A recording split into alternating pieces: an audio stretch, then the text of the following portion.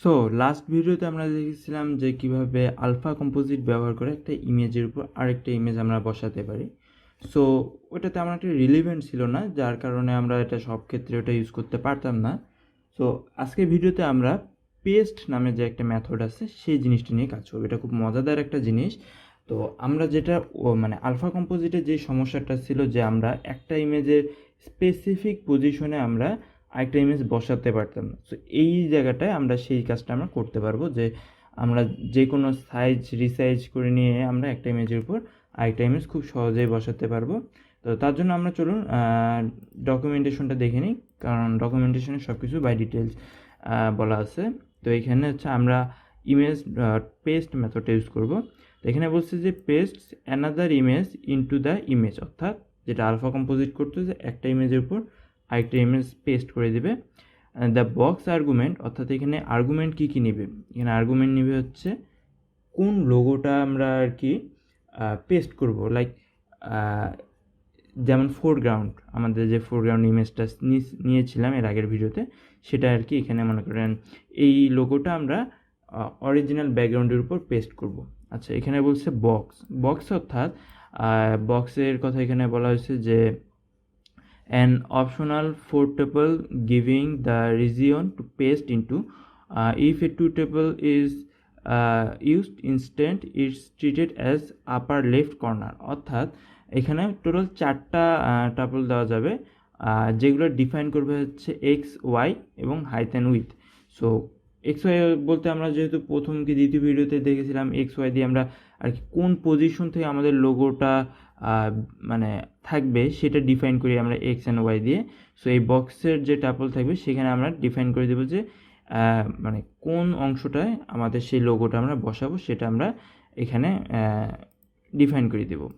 আর mask অর্থাৎ এখানে যদি আমরা দেখি মাস্ক অ্যান্ড এটা একটা অপশনাল মাস্ক ইমেজ।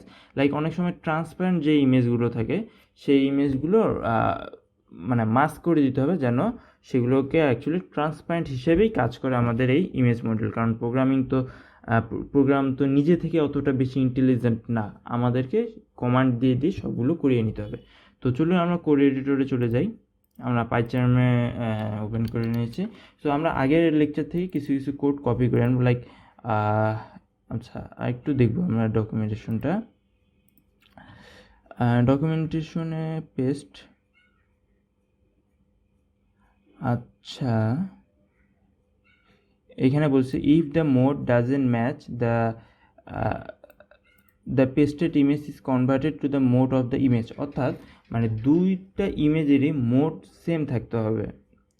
সেটা যেটাই হোক বাট সেম থাকতে হবে। তো আমরা প্রথম যে আগের লেকচারের থেকে কোডগুলো কপি করলাম টুকটাক।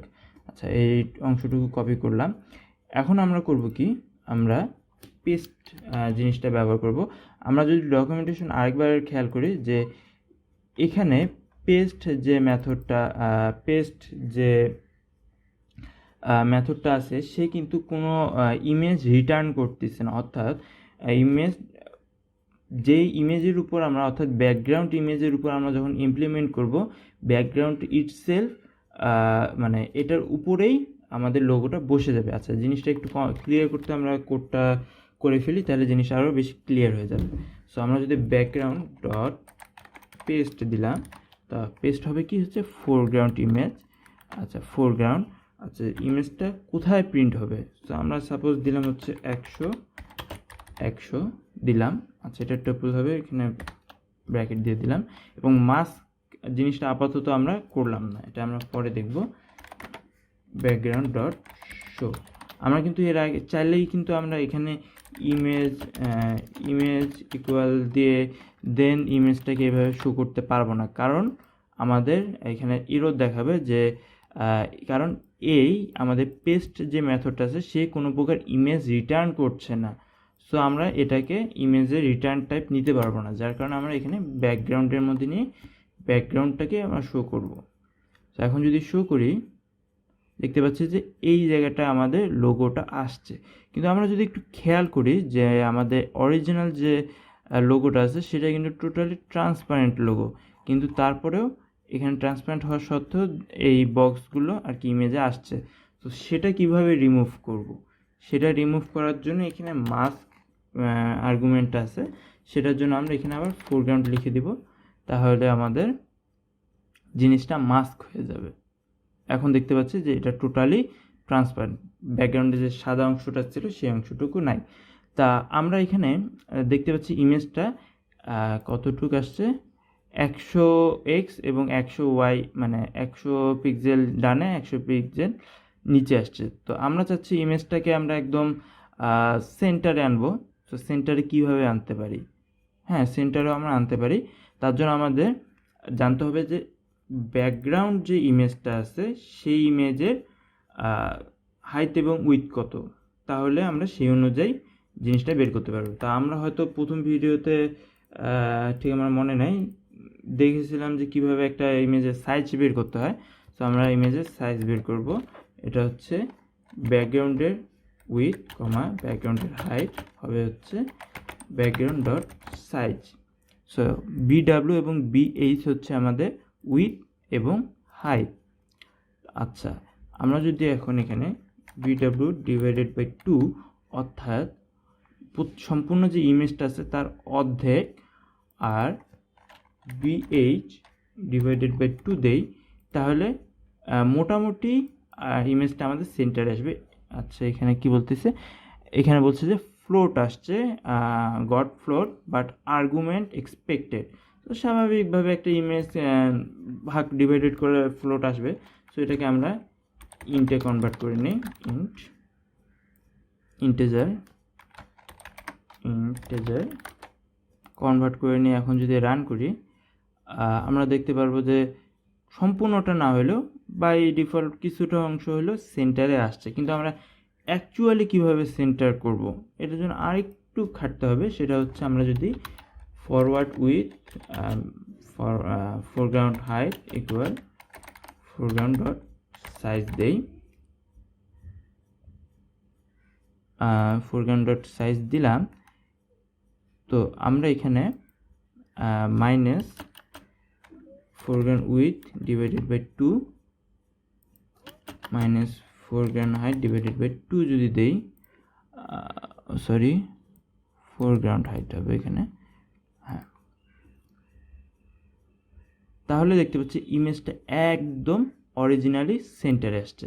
তো আমরা চাইলে এখানে যে কোনো আরও আমাদের যে পিএনজিগুলো আছে 2 দিয়ে ট্রাই করলাম, অ্যান্ড্রয়েডের লোগো চলে আসলো, 3 দিয়ে ট্রাই করলাম, চলে আসলো। তা আচ্ছা, এখানে একটা জিনিস আমরা চাইলে যে আমাদের এই লোগোটা আছে সেটাকে আমরা রিসাইজ করবো, অর্থাৎ এটা অনেক বড় হয়ে গেছে, এটাকে আরও ছোট করব। কিভাবে ছোট করব? আমরা তো রিসাইজ মেথডের কাজ দেখছিলাম। ফোরগ্রাউন্ড